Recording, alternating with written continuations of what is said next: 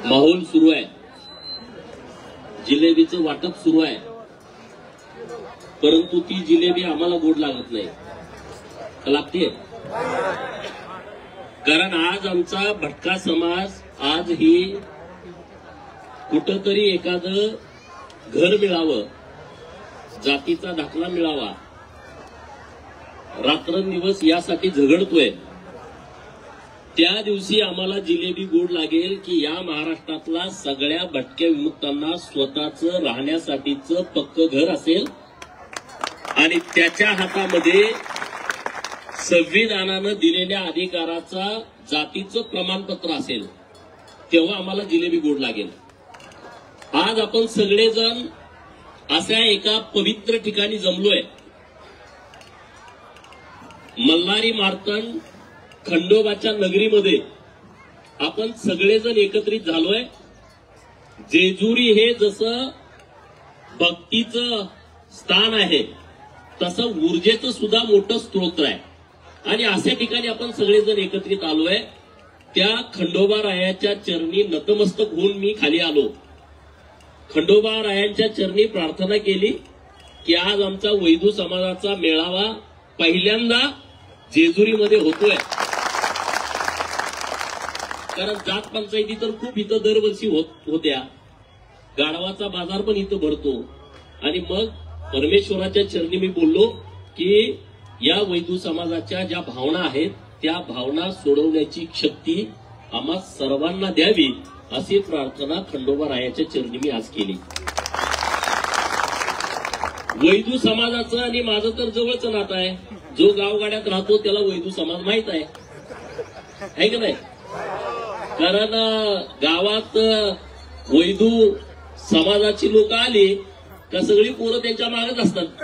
काय करते, तुंबडी कशी काढते, गुडघ्याला डाकतेत कसं, बिब्याला डाकतेत कसं, ते सगळं आताच्या पिढीतल्या पोरांना ते बघायला मिळालं नाही, पण आपल्या पिढीतल्या सगळ्या लोकांना ते बघायला मिळालं.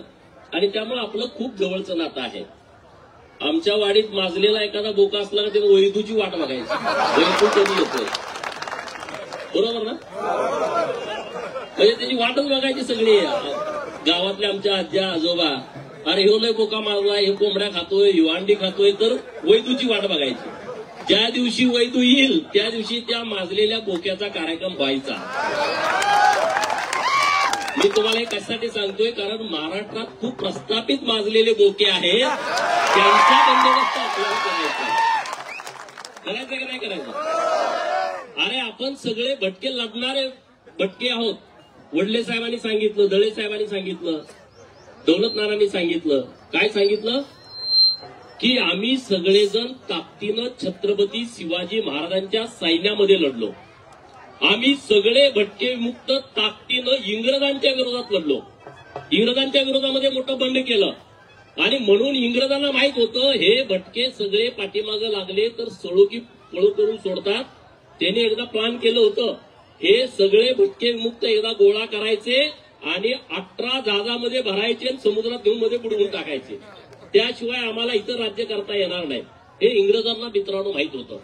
आणि म्हणून आपण सगळे लढणारी लोक आहोत. इंग्रजांच्या विरोधात लढलोय, नगरपालिकेच्या विरोधात लढायचं काय बाप घेऊन बसलाय? जागेवरती यांचा डोळा नाही. अरे होळकरांच्या हजारो एकर जमिनी इथल्या प्रस्थापितांनी त्यांच्या घशात घातलेत, ओढून काढायचे बाहेरच्या. त्यांचा एका जागेवरती डोळा नाही. त्यांनी या नगरपालिकेच्या सीओनी, या नगरपालिकेनी या शहरामध्ये ज्या ज्या समाजाच्या जमिनी आहेत, पहिल्यापासून ते समाज तिथे येतात, पहिल्यापासून ते या ठिकाणी त्यांचा सगळा समाज गोळा होतो. जात पंचायती पूर्वी व्हायच्या. ह्याला ऐतिहासिक वारसा आहे, तो वारसा जतन केला पाहिजे. तिथं कुठं शौचालय बांध, तिथं असल्या भानगडी त्यांनी करू नये आणि त्या आम्ही अजिबात खपवून घेणार नाही. हम करे सो कायदा चालणार नाही. बरेच लोकांना नाच लागलाय, हम करे सो कायदा, त्या पद्धतीनं ते करत राहतात. आणि म्हणून तुम्हा सगळ्यांना मला आनंद झाला या गोष्टीचा की आज सगळी लोक एकत्रित येत आहेत. आमचे बापूराव असतील, प्रिया असेल, बरकडे सर असतील, विष्णू चव्हाण साहेब आहेत, सगळी मंडळी, त्यांनी खोमणे साहेब आहेत, सगळ्या मंडळींनी इथं वैदू समाजाने एकत्रित आलं पाहिजे, एकत्रित बसलं पाहिजे, एकत्रित बोललं पाहिजे. हा जो संकल्प त्यांनी आज पूर्ण केला, मी त्यांना खरंच मनापासून धन्यवाद देतो. वैदू समाजाच्या बाबतीमध्ये मी वारंवार भूमिका मांडतो. ते तुमच्यावरती उपकार म्हणून नाही, माझं काम आहे, माझी ती जबाबदारी आहे, माझं ते कर्तव्य आहे. आपण काही वेगळे नाही आहे. मला वाटतंय धनगरांची अनेक आडनावं ही वैदू समाजाची अनेक आडनावं आहेत का नाही? शिंदे आहेत, वाघमोडे आहेत, शेंडगे आहेत, असे अनेक आडनावं आहेत. ते काही वेगळं नाही आहे. आणि म्हणून वैदू समाजाच्या पाठीमागं दौलत नानांनी तुम्हाला शब्द दिलाय. रामोशीचा शब्द तुम्हाला माहित असतो, माहिती आहे का नाही? रामोशी धाडसी समाज आहे मित्रांनो. राजे उमाजी नाईक यांनी स्वतःचा राज्याभिषेक करून घेतला होता. 2च राजांनी स्वतःचा राज्याभिषेक करून घेतला छत्रपती शिवाजी महाराजांच्या नंतर. एक महाराजा यशवंतराव होळकर आणि दुसरे राजे उमाजी राजे. त्यांनी स्वतःचा राज्याभिषेक करून गेला. स्वतःचं सैन्य होतं, स्वतः सगळा कारभार केला. सगळ्या इंग्रजांच्या विरोधामध्ये मोठं बंड त्यांनी केलं. आणि त्यामुळं रामोशी समाज, धनगर समाज, ओबीसी समाज, मायनर ओबीसी समाज आणि सगळा भटका विमुक्त हा वैदू समाजाच्या पाठीशी आहे. तुम्ही त्याच्याबद्दल अजिबात चिंता करू नका, अजिबात चिंता करू नका. दळे साहेबांनी सांगितलं की आम्ही एका जागेसाठी लढतोय. मित्रांनो, आम्ही काही मागतच नाही हो. आम्ही सरकारकडे 1000 कोटीचा कुठला प्रकल्प मागतोय? काय नाही. आम्ही कुठला कारखाना मागितला? आम्ही कुठली सुतगिरणी मागितली? आम्ही कुठली बँक मागितली? काय नाही मागितलं. अरे आमची वंश परंपरागत जागा आमची आहे, त्या जागेवरती तुम्ही अतिक्रमण करू नका, ही आमची मागणी आहे. हे जर तुम्हाला सांगून कळणार नसेल तर इथं गाळवाचा बाजार भरतो, तुमच्या लक्षात येईल परत काय परिस्थिती होईल. आणि म्हणून तुम्हा सगळ्यांना माझं आव्हान आहे, विनंती आहे की धनगर समाजाचा आमचा मेंढपाळ जंगलामध्ये फिरतो, त्याला तिथल्या सगळ्या वनस्पतीची जाण आहे की नाही, सगळं त्याला माहित आहे. आणि वैदू समाजाला या कुठं वापरायच्या, कधी वापरायच्या, जडीबुटीचं सगळं ज्ञान आहे की नाही. ऑपरेशन करायला लागत नाही वैदू समाजाला. ते एखादी चुन्याची गोळी देऊन एखाद्याचं पोट दुखायचं बंद करून टाकतो, करतो की नाही. अरे म्हणून सरकारला माझं म्हणणं असं आहे की इंग्रज जेव्हा इथं आले तेव्हा दवाखाने आणले. इंग्रज जेव्हा इथं आले तेव्हा पहिल्यांदा त्यांनी दवाखाने आणले आणि प्रस्थापितांनी गरज सरो आणि वैदू मरो ही योजना त्यांनी राबवली, बरोबर का नाही. आणि त्यामुळं आज नुसता जडीबुटीचा अभ्यास करून चालणार नाही. डॉक्टर बाबासाहेब आंबेडकरांनी जे संविधान दिलंय ते संविधान आपण जडीबुटीच्या सारखं वापरलं पाहिजे, तर आपले प्रश्न मिटतील, तर आपल्या व्यथा संपतील. डॉक्टर बाबासाहेब आंबेडकर साहेबांनी सांगितलं, शिका, संघटित व्हा आणि संघर्ष करा. अरे पण आम्ही शिकायला आमच्या ठिकाणी या सरकारने व्यवस्था केली पाहिजे ना. डॉक्टर बाबासाहेब आंबेडकरांनी जो मंत्र दिला तो आम्ही अनेक भटक्या विमुक्तांनी जपला, म्हणून आज सगळी लोक व्यासपीठावरती आलेले आहेत, सगळी लोक एकत्रित यायला लागलेत, संघटित व्हायला लागलेत. पण हा मंत्र जर वैदू समाजामध्ये पुढे न्यायचा असेल तर पहिल्यांदा आम्हाला वैदू समाजाला कुठंतरी एका ठिकाणी राहायला जागा तर मिळाली पाहिजे. जागा मिळाल्यानंतर तिथं आम्हाला पक्क घर मिळालं पाहिजे. पक्क घर, सत्तेचं जोपर्यंत विकेंद्रीकरण होत नाही तोपर्यंत छोट्या घटकांना त्याचा लाभ मिळत नाही. मग ते सामाजिक न्यायाचं विकेंद्रीकरण असेल, योजनांचं विकेंद्रीकरण असेल किंवा संस्थेचं विकेंद्रीकरण असेल. मी माननीय देवेंद्र फडणवीस साहेबांना खरं तर मनापासून धन्यवाद देईन की त्यांनी पहिल्यांदा ओबीसीचं मंत्रालय स्थापन केलं. ओबीसीचं मंत्रालय स्थापन केलं. ओबीसीचं मंत्रालय स्थापन करून ते थांबले नाहीत. ओबीसीच्या विद्यार्थ्यांना चांगल्या योजना मिळाल्या पाहिजेत म्हणून महात्मा ज्योतिबा फुले यांच्या नावानं महाज्योती नावाची संस्था स्थापन केली की ज्या संस्थेमध्ये वडले साहेब संचालक होते. त्यांनी त्यांचं मत व्यक्त केलं. मित्रांनो, म्हणून आपण ताकदीनं आता 72 वसतिगृह आता मंजूर करून घेतलेत. 55 वसतिगृहांची केंद्र आता लागलेली आहेत. 3 तारखेला ते अंतिम आहे. चांगले वडले साहेब की तुम्ही जाहिरात द्या, विद्यार्थ्यांनाही माहिती व्हायला पाहिजे. नाहीतर मागच्या वेळेस धनगरांचे 25 कोटी असेच गेले, विद्यार्थ्यांना माहित नाही, फॉर्म भरून घेतले नाहीत. त्याच्या मागच्या वर्षी 25 कोटी गेले. आणि म्हणून भटक्या विमुक्तांच्यासाठी आणि धनगर समाजासाठी, रामोशी समाजासाठी, वैदू समाजासाठी, या सगळ्यांच्यासाठी स्वाधार नावाची जी योजना आहे त्यामधून आपल्या विद्यार्थ्यांना वर्षातल्या 10 महिन्याचे पैसे त्यांनी द्यायचे. किती? वर्षातल्या 10 महिन्याचे, 2 महिने सुट्टी आहे. तर त्याच्यासाठी आपण प्रयत्न करतोय. घरकुलाच्या बाबतीमध्ये पंतप्रधान आवास योजना चालू आहे, परंतु राज्य सरकारनं ओबीसी समाजासाठी आणि भटक्या युवकांच्यासाठी घरकुलाची योजना आणली आहे. वैदू समाजातल्या सगळ्या लोकांना माझी विनंती आहे, कार्यकर्त्यांना सगळ्या विनंती आहे की त्या योजनेचा जास्तीत जास्त लाभ आपल्या लोकांना कसा होईल याच्यासाठी आपण प्रयत्न केला पाहिजे. याच्यासाठी आणि त्याच्यासाठी आता कागदपत्र फार महत्वाचे आहेत. कागदपत्राचा विषय आलाय म्हणून मी तुम्हाला सांगतो. अरे आम्हाला जमिनी नाहीत, जमिनी असल्यामुळं सातबारा नाही, आमच्याकडे जन्माचा पुरावा नाही, आमच्या कुठं नोंदी नाहीत आणि मग आपल्याला दाखलाच मिळत नाही. आणि म्हणून मी सातत्यानं प्रयत्न करतोय सरकारकडं की ज्या भटक्या विमुक्तांच्याकडे जन्माचा पुरावा नाही, ज्या भटक्या विमुक्तांच्याकडे स्वतःची जमीन नाही, त्या सगळ्या लोकांना एक खिडकी योजनेच्या माध्यमातून सगळ्यांना तात्काळ दाखले मिळाले पाहिजे, त्यासाठी प्रयत्न करतोय. आणि मी विश्वासानं सांगतो की येत्या काही महिन्यांमध्ये तो सगळा विषय मार्गी लागेल आणि महाराष्ट्रातल्या ज्या ओबीसींना, ज्या भटक्या विमुक्तांना जन्माच्या पुराव्याच्या नोंदी नाहीत म्हणून दाखला मिळाला नाही असा एकही माणूस आता राहणार नाही. आता इकडे बघितलं तुम्ही, कुणबीच्या नोंदी इकडे सापडल्या, इकडे दाखला देते सरकार, देते की नाही. आणि आपल्याला 3-3 महिने हेलपाटा घाला, 4-4 महिने हेलपाटा घाला या तालुक्याला, या तहसीलला, या प्रांताच्याकडं. अरे आम्ही गरीब लोक आहोत, आम्ही काम करणारी लोक आहोत. वैदू समाज पूर्वी औषधं फिरून विकायचा, आता ती परिस्थिती राहिली नाही. गावात कुणी माणूस तसा वैदू समाजाचा दिसत नाही. मला तर या 2-4 वर्षात एक पण माणूस दिसला नाही. बरोबर. आज कुठं भंगार गोळा कर, आज कुठं तर इकडे सेंट्रिकवरती कामाला जा, कुठं तरी रोजंदारी न जा, अशी परिस्थिती आहे आमची वैदू समाजाची. सरकारला माझं आव्हान आहे, सरकारकडे माझी विनंती आहे. अरे जेव्हा आयुर्वेदिक डॉक्टर नव्हते तेव्हा आमचे वैदू डॉक्टर होते, वैदू समाजाची लोक होती. या आमच्या जुन्या लोकांचा अनुभव तुम्ही घ्या, सरकारनं त्याच्यावरती लिखाण करून घ्या, पुस्तकं तयार करा. आमच्या वैदू जुनी जी लोक आहेत, ज्यांनी जडीबुट्टी दिली, ज्यांनी गावात जाऊन औषध दिलं, त्या सगळ्या लोकांचा अनुभव सरकारनं रेकॉर्ड केला पाहिजे. केला पाहिजे का नाही केला पाहिजे? कागदावरती आणला पाहिजे. अरे एक डॉक्टर व्हायचं म्हणलं तर 5 वर्ष शिकावं लागतं. आमचा कुठं शिकला नाही, गडी शाळेत गेला नाही, लिहिता वाचता येत नाही, काय नाही, पण त्याला सगळं ज्ञान आहे.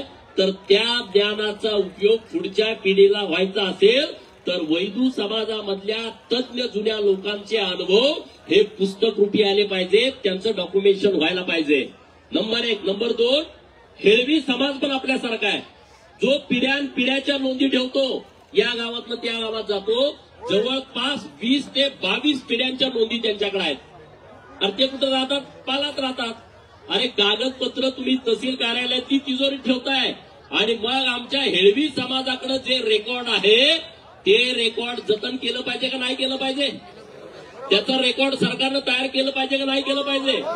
पहिला बैलावरती बसून यायचा हेळवी आपला, बैलावरती खिलार जातीच्या. आता ते प्रमाण कमी व्हायला लागलं आणि त्यामुळे हेळवी समाजाकडे जी कागदपत्र आहेत त्याचं सुद्धा व्यवस्थित रेकॉर्ड तयार सरकारनं केलं पाहिजे, जसं वैदू समाजाचं केलं पाहिजे तसं. आणि त्यामुळं मी वैदू समाजाच्या सगळ्या लोकांना आश्वासित करतो, या जागेवरती आपल्याला एक चांगलं वैदू भवन व्हावं यासाठी आपण सगळेजण प्रयत्न करू. ती आपली हक्काची जागा आहे. या जागेवरती कुठलं अतिक्रमण होता कामा नये. दौलत नानानं आता सिंहगर्जना केली की जाताना सगळं पाडून जायचं. आणि त्यामुळं तुम्ही चिंता करू नका, इथं काही होणार नाही. विकासाची कामं झाली पाहिजेत याबद्दल आमचं दुमत नाही. परंतु जो भटका समाज आहे, जो छोटा समाज आहे, जो अल्पशिक्षित समाज आहे, त्या समाजाची जी पूर्वांपारपासून असणाऱ्या जागेवरती कुठंतरी शौचालय बांधा, कुठंतरी काहीतरी करा, हे प्रयोग नगरपालिकेनं करू नयेत. नगरपालिकेनं ते सगळे प्रयोग थांबवावेत. जे काम झालंय तिथपर्यंत थांबवून हे शौचालय दुसऱ्या ठिकाणी कुठंतरी त्यांनी वर्ग करावं. जर तुम्ही नाही वर्ग केलं तर आम्ही तर ऊस देत नाही, आम्ही हे सगळं इथं फक्त आणि फक्त वैदू समाजाच्या ताब्यात हे बंगाली मैदान राहील. याच्या पलीकडे दुसरं काही इथं होणार नाही. अशी व्यवस्था आम्ही सगळेजण करू. बरोबर ना? आणि त्यामुळे तुम्ही चिंता करू नका. इथून कुठं कुठलाही विषय असला तर तुम्ही मला हक्कानं सांगा. एक मेसेज टाकायचा माझ्या मोबाईलवरती, मी तो प्रश्न मार्गी लावेल. कुठं जातीचा दाखला मिळत नाही मला सांगा. आमचे सगळे सहकार्य हे मनापासून काम करणारी लोक आहेत. त्यांना काय लगेच विधानसभेची निवडणूक लढवायची म्हणून तुमचा कार्यक्रम घेतलाय असं नाही मित्रांनो. मनापासून काम करायचं आहे हे सगळ्यांना. हे बाबांनो, आपले जे गोरगरीब लोक आहेत त्यांच्यावरती मोठ्या प्रमाणात अन्याय होतोय, तर त्याला कुठंतरी वाचा फुटली पाहिजे. खंडोबाचे आपण सगळे भक्त आहे. या महाराष्ट्रातल्या ओबीसींना, या महाराष्ट्रातल्या भटक्या विमुक्तांना एकत्रित यायचं हे एक मोठं केंद्र आहे मित्रांनो. माझ्या कपाळावरती भंडारा आहे. हे भंडाऱ्यामध्ये प्रचंड ताकद आहे मित्रांनो.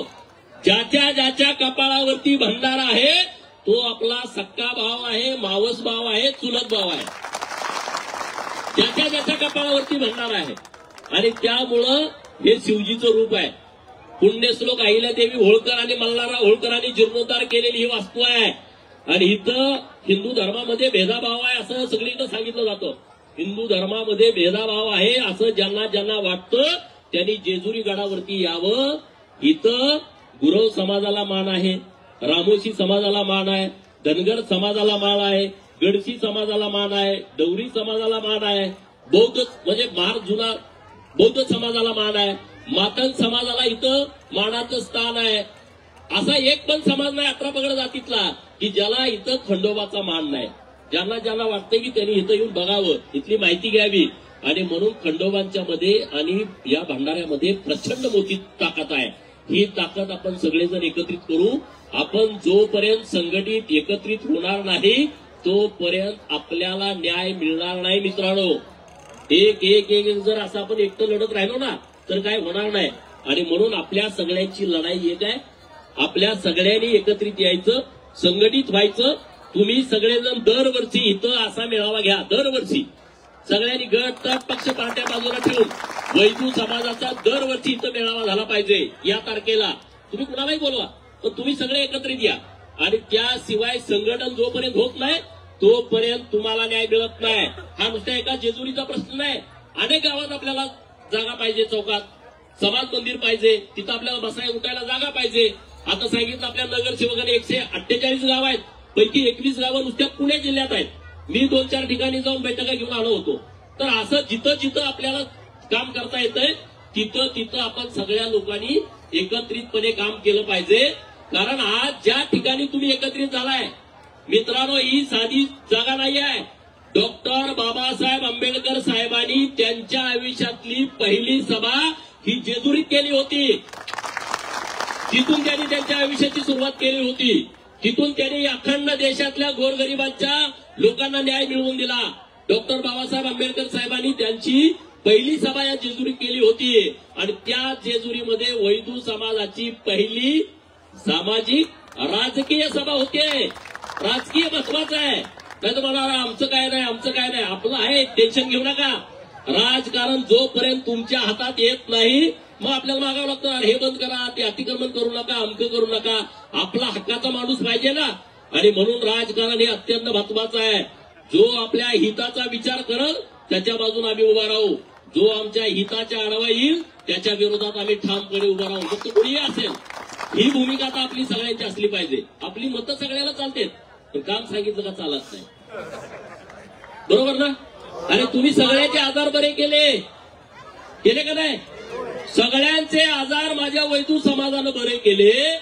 पण आमच्या वैदू समाजावर ज्यांनी शोषण केलं त्याच्यावरचं औषध आम्हाला मिळालं नाही. ते औषध आपण शोधलं पाहिजे. ज्यांनी आमचं शोषण केलं, ज्यांनी आमच्यावरती अन्याय अत्याचार केले, ज्यांनी आम्हाला संविधानानं दिलेले अधिकार मिळू दिले नाहीत त्याच्यावरची जडीबुटी आता आपण शोधली पाहिजे. आणि ती जडीबुटी फक्त आणि फक्त डॉक्टर बाबासाहेब आंबेडकर साहेबांच्या संविधानामध्ये आहे. आणि त्या संविधानाचा वापर करून आपल्याला जे अपेक्षित आहे ते आपण सगळं मार्गी लावू. आपली आता महामंडळाची मागणी आहे. आपण त्यात काय केलं पाहिजे ते आपण बैठक लावू. एक दिवशी मी तुमची सगळ्यांची ओबीसी मंत्रालयात एक बैठक आयोजित करतो आणि ह्या सगळ्या वरिष्ठांना प्रिया सहित सगळ्यांना बोलवतो त्या बैठकीला. आपल्या काय योजना त्या आपण माननीय मंत्री महोदय आणि सचिवांना सांगू. नवीन नवीन आपण योजना आणू विद्यार्थ्यांच्यासाठी, मुलींच्यासाठी. शिक्षण घेतलं पाहिजे. आपली पोरं, अरे आपलं कोणीच नाही, कोण हे राजकर्त्यांना कधीच काय वाटत नाही हो. किती आहेत आमचे वैद्य समाजाचे तहसीलदार, काय पुण्यश्लोक अहिल्यादेवी नगरला, तुम्ही सगळे तिथे या. ओबीसीच्या सगळ्या मेळाव्यामध्ये आपण सगळे गेले पाहिजे आपल्या अधिकाराचं संरक्षण करण्यासाठी. प्रत्येकाला वाटतं अरे कुणासाठी हे त्याच्यासाठी, हे त्याच्यासाठी नाही. 346 जाती आहेत ओबीसी मध्ये. किती? 346 जाती. वडले साहेबांनी सांगितलं की 50 कोटी रुपये महाज्योतीला, 1000 कोटीचं दरवर्षी नियोजन असायला पाहिजे. अजून ते होईना.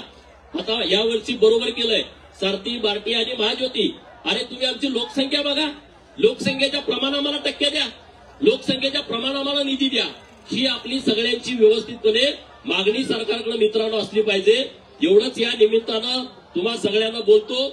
नगरपालिकेला परत एकदा माझी सूचना आहे, मागणी आहे, विनंती आहे की तुम्ही इथं आता जे बांधकाम झालंय ते पूर्ण थांबवा. हा काय प्रतिष्ठेचा विषय नाही आहे. एखाद्या छोट्या समाजावरती अन्याय करणं यात काय पुरुषार्थ नाही आहे. आणि म्हणून इथून पुढं कुठलंही अतिक्रमण हे या मैदानात होता कामा नये. ही आमची अस्मिता आहे. वैदू समाजाच्या या अस्मितेसाठी आम्ही ताकदीनं लढू. मला परत कुणीतरी सांगितलं की दुसऱ्या कुणीतरी नाव यात लावून घेतलंय. असलं काय तर झालं. तळे साहेबांच्या हस्ते आपण कुदळ मानू. त्याचं टेंडर झाल्यानंतर त्यांची भूमिका ठोका. आजच तुम्ही कुदळ मारली पाहिजे. तर तुमच्या मागणीनुसार 25 लाख रुपये हे माझ्या आमदार फंडातून देतो आणि त्याचं आपण नियोजन करू आणि त्याचं टेंडर काढू. तुम्ही उद्या जर कागदपत्र दिली, उद्या परवा उतारा, तुम्ही आता इथंच आहे ना, तर नगरपालिकेत जाऊन उतारा घेऊन या. ऑनलाईन पण मिळते, सगळी आता प्रोसेस आहे. ते माझ्याकडे द्या. मी उद्याच माझ्या सांगली जिल्हाधिकाऱ्यांना पत्र देतो. ते इकडे येईल आणि पुढची प्रोसेस चालू होईल. आपण पहिले 25 लाख रुपये इथं टाकू आणि मग सरकारकडे माननीय देवेंद्र फडणवीस साहेबांच्याकडे आणि माननीय मुख्यमंत्री महोदयांच्याकडे जाऊ आणि त्यांच्याकडून इथं मोठं वैदू भवन व्हावं यासाठी आपण सगळेजण प्रयत्न करू. कारण तुमचं फार योगदान आहे मित्रांनो. पण कोण आपली दखलच कोणी घेत नाही ना. आणि आपण लागतोय सांगायला, अरे कसं बोलायचं आपण, आम्ही मागत करी आहे, आम्ही काय नाही रे. आपण सगळे इथले भूमिपुत्र आहोत. एक गोष्ट ध्यानामध्ये ठेवा. ही नुनगंड मनात काढून टाका.